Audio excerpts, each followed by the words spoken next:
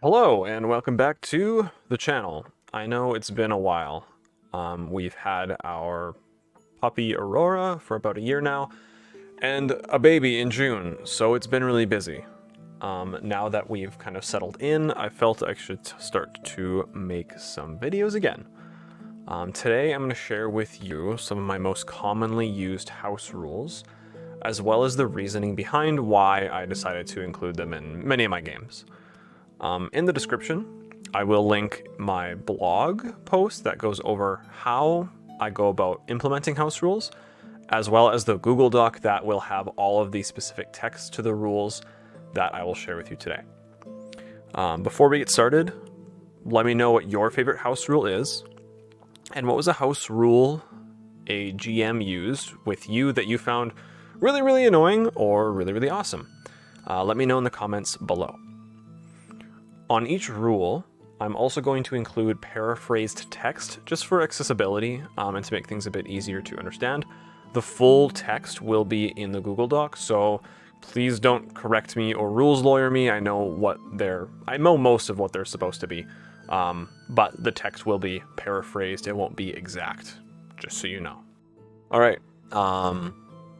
So in going through the editing, I realized I probably should have done this beforehand, which is to list all of the things that I talk about in the video.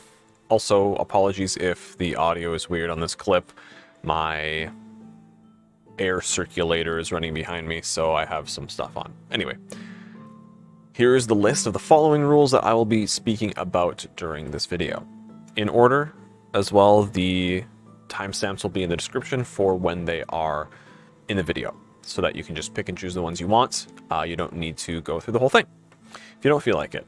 So, the first thing is flanking, then there's Great Weapon Master and Sharpshooter feats, long rest healing, hit points at higher levels, the lucky feat, maximized crits, Masterwork Weapons, more ways to crit, persistent death saves, secret death saves, stealthy scheme roll, and the spell component Stockpile.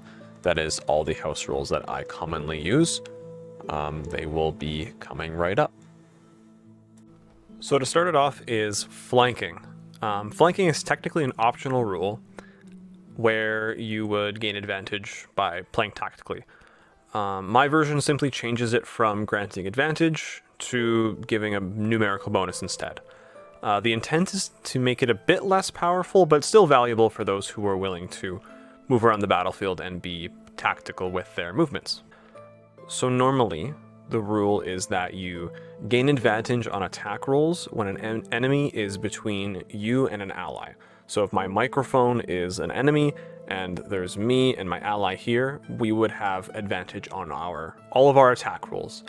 That feels really strong, given that advantage is nearly always a guaranteed hit, and that it kind of, I forget where this was, but I remember one of the designers or somebody mathed it out where advantage is basically like a +5 to the roll. So I think that's a bit much. And going to Pathfinder 1st edition, I believe they use a +2 bonus to attack rolls when they're flanking somebody, which can be improved with feats and stuff like that, but that's in that game. For us, +2 is significant enough, I feel, that it incentivizes that tactical play, but it doesn't make the hit every single time. And it also sort of affects rogues, but not really, because they already get that chance to hit or the chance to sneak attack when they are within 5 feet of an ally. So it really doesn't change that much.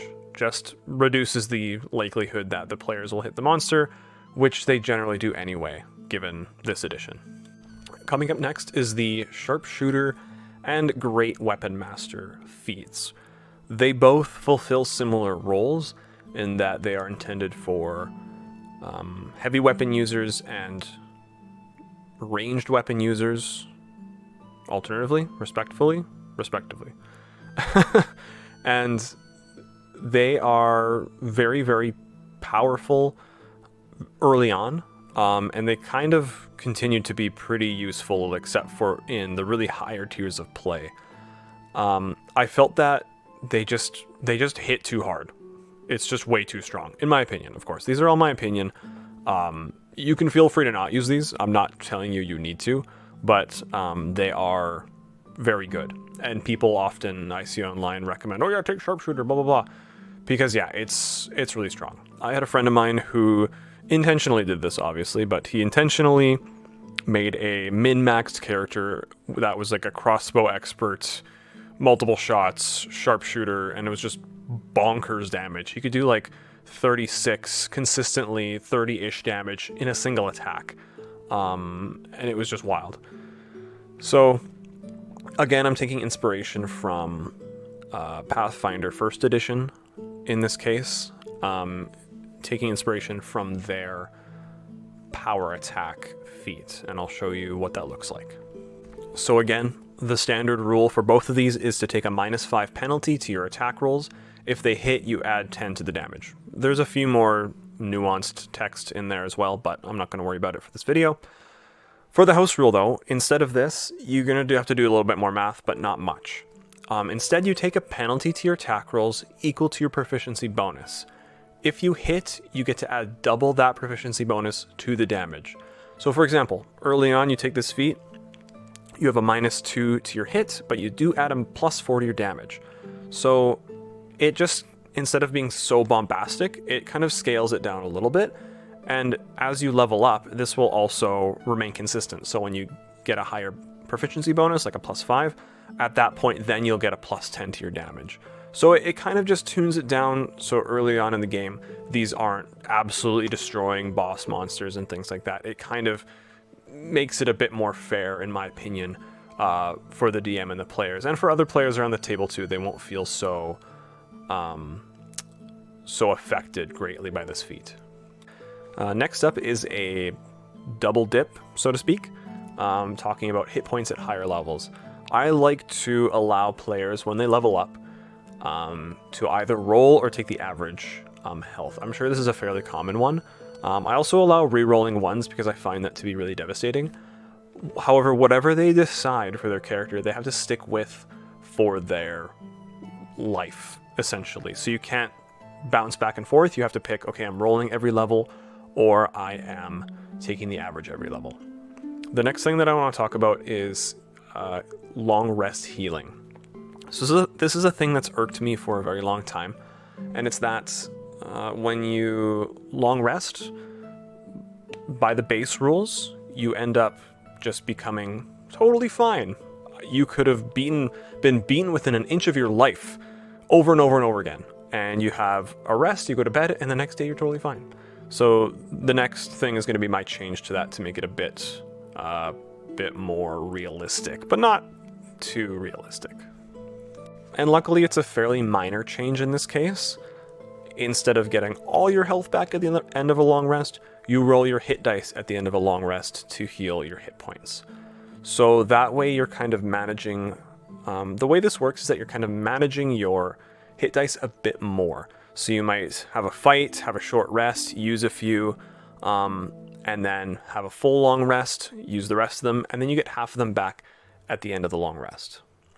So this way, I find it kind of reflects more accurately the adventuring day. You have a fight, you take a break, you have a fight, take a break, have a full rest, take a break, and then the next day you have less. It just reflects that you're beat down, your character is a bit more tired. They've gone through some battles, and the next day they're gonna have to take it a bit easier. I believe this is one of the variants in the DMG, correct me if I'm wrong, but this one just showcases it a bit more. I find that it's pretty uncommon, and I like it in my games. I find it's a pretty simple change, a bit annoying to track in D&D Beyond for obvious reasons. Unfortunately, they haven't really included a lot of implementation for that sort of thing, but I like it for games that you want to be a bit more challenging. Sorry, that was only one hand. There we go. Challenging. Better. The notorious lucky feat. Yes, the lucky feat. I've seen it consistently get a lot of flack online for its implementation. I've eased up on it a bit recently. My biggest gripe with it is that it's really, really good. It's exceptionally good. Being able to re-roll your dice 3 times per day and flip-flop any situation, I find can break the narrative flow as you try to account for each roll as they come up. I like the intent behind it, as this person possessing this lucky feat is just, they get out of scrapes much easier. They can accomplish things that normal people can't oftentimes. But I find it's just really, really strong. It removes a lot of the randomness from situations where there otherwise wouldn't be. That sort of thing. So, the normal text is that you get 3 luck points.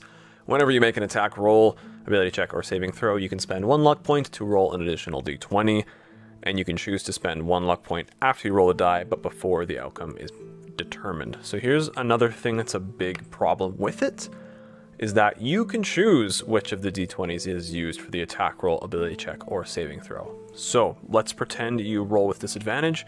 You get an 8 and an 18. You can use the luck point to roll again, and even if you get a bad roll, like a 2, you can choose the 18 if you want to, because it says you can. So there's also that aspect in there that is technically within the rules, but most people don't really like that, or they don't allow that. So that's kind of how it functions normally. My proposal is that you just get 1 point instead of 3, so that once per day you get this big moment where you can shift whatever you want. It's kind of like an additional inspiration that you'll always have with you. And I also added in that you can give it to somebody else within 30 feet. If there's somebody who is maybe struggling all game with really bad rolls, or there's some really epic moment that somebody's doing and you really want it to succeed, you can grant them that luck point as long as they are within 30 feet of you. Okay, fix the hair, no longer looks so floppy and nasty. Here to talk about the maximized crit rule that I like to use. The intent of this one is to make hits that are critical hits more consistent and more impactful. I hate the feeling of rolling a natural 20. You're like, yeah, natural 20, let's go. And you roll and it's like, okay, I got a 1, so that's 2 damage. Like, that feels terrible. My hope is that with this change, crits will consistently deal more damage than a normal hit, but will also include a little bit of randomness because we are rolling dice after all. So again, when you roll a 20 on the die, or a 19 if you're a champion fighter at high level, when you roll a 20 or a crit, you get to usually roll damage dice and double the result, or roll double the damage dice. I propose that instead you deal maximum weapon damage, and then you roll your regular weapons damage to get, and then you add them together. So for example, let's say you're wielding a halberd. You have a 14 strength, so you add a 2 to the damage. In this case, if you were to crit, you'd get a 10 on the die, and then you'd roll your regular attack again, which would be 1d10. Let's say you get a 5, add the 2, you deal 17 damage on your crit. This maximum weapon damage is important because you don't get to roll it for wild shapes, because those aren't really weapons. For sneak attack dice and for smite dice or spells. Those ones you just get the crit as normal. This is really only for benefiting martially inclined characters who usually have to roll weapon damage dice. So this just makes it a bit more consistent, I would say. With the other ones, with the other cases, like if it's a spell like Chromatic Orb or Firebolt, those can be, house ruled on the spot, but this one I used mostly for weapons. You could implement it with other things if you saw fit. Here's the little adventure zone Easter egg for you as I talk about the next sort of house rule, sort of rule stolen from another game system, and that is Masterwork Weapons. So this is another idea stolen from, shamelessly, Pathfinder 1st edition, wherein there are weapons that are called Masterwork Weapons. And they are weapons that bridge the gap between your magical +1 weapons and your standard fare.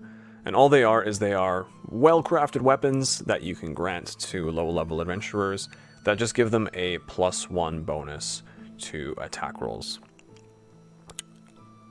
As well, another idea is you can use weapon feats and things like that to maybe spice them up a bit if you wish. I know there's lots of resources out there. One of them is Beyond Damage Dice by James Hake. I believe he did that for Kobold Press some time ago. Really cool supplement. Highly recommend it. It just gives you little weapon specialities that you can use to kind of spice things up. So that's it. That's Masterwork Weapons. I promise this is my last thing about crits. And this one is just more ways to crit. After I started running and playing Pathfinder 2nd edition, I learned that their crits are the same as they are handled in 5e, except that you can also get a crit when you get 10 above the target's armor class. And I really like that because I find sometimes when you get an excessively high number, it ends up meaning really nothing. It could have been 9 lower and it would be the same result.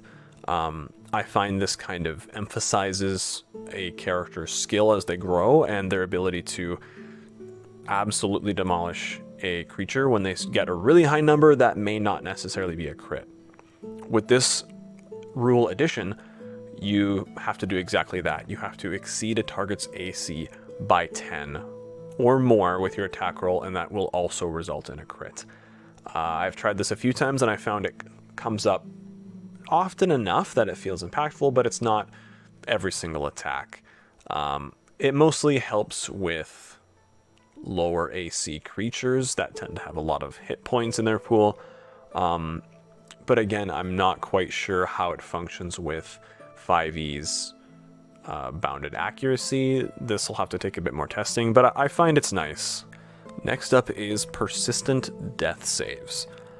Recently I learned about this house rule that my friend came up with when he first started DMing way back in, I think, 2014 or 2015. And it turns out that this was also implemented in Pathfinder 2nd edition as well. So I think I'm going to use it in my next game. And what it means is that it's a rule addition, very easy in that your failed death saves remain with your character until the end of a long rest. So all this intends to achieve is when a character is knocked down, when it comes around to their turn, they roll their death saving throw and they fail. Then that little dot that they'll color in on their sheet will stay there until they have a long rest.